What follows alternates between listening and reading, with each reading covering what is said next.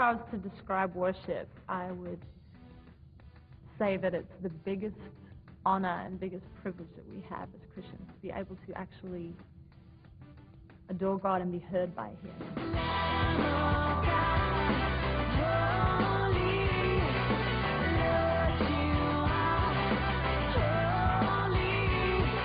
To worship God, I think, is the true meaning of joy, because I think that's what we were made for. You know, that's where we experience ultimate joy, because that is what we were created to do.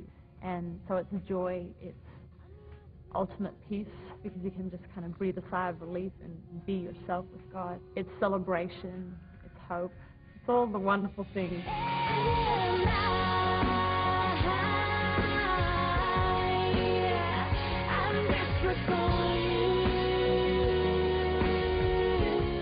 It's such a natural thing for me to do, because I've always wanted to do a worship album. This album that I ever did was actually when I was 14, and it was a worship album, so it feels like coming home, really. Well, the title Worship God really came from the Bible. It actually came from the Message, which is one of my favorite translations, and paraphrase, really.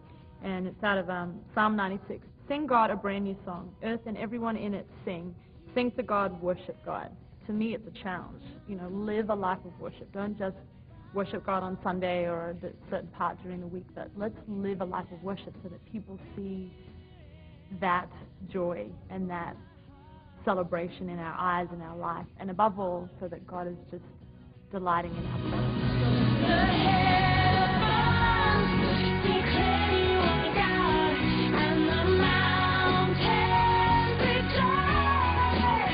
I was really involved a lot with the writing of this album. I love to be able to do that because I want to be able to sing my songs passionately and from the heart. I want people to be able to see when I'm singing them live that this comes from the soul of who I am. Matt Bronlowee, he produced the album, and we actually worked together a lot on arranging the songs that had previously been recorded. You know, songs that people would know from church or youth group. So we had a lot of fun trying to pick out which songs, because there's so many good worship songs. But we've got a little bit of history with it as well, with My Soul. A little bit of really now kind of modern worship with Above All and Better Is One Day and songs like that. And then some of the songs that I wrote, like Lamb of God, Quiet Me With Your Love.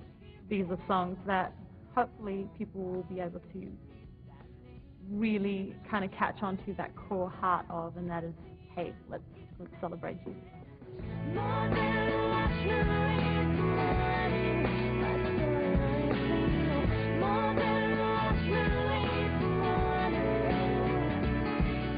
Songs that I wrote for this album came in really a variety of ways.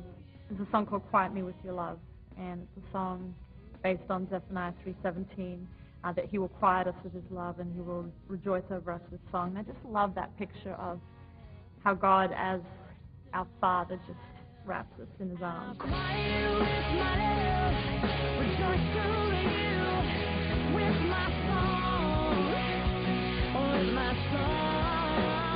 There's a song on the album called You, and it's one of my favorites.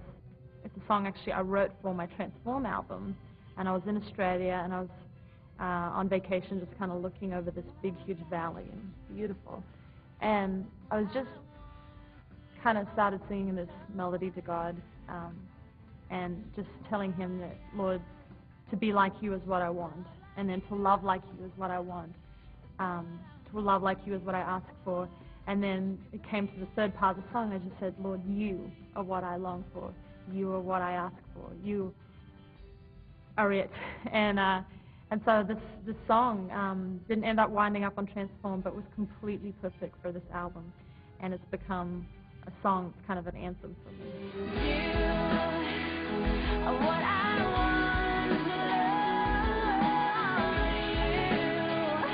are what I ask for. One of the things that I'm most thrilled about doing a worship album is actually being able to play the songs live, because seriously, some of my most powerful moments in concert are when I've just been worshiping God with the audience. And it's like there's no stage anymore, there's no breakdown of me and the audience. It's just brothers and sisters worshiping God together. And so I think that's what I want to see happen through this album, is that people experience God intimately, that they experience His love, His hope, His joy, His peace, His life, and that they see Him for who He is coming through in this album, and that they just adore Him because of that.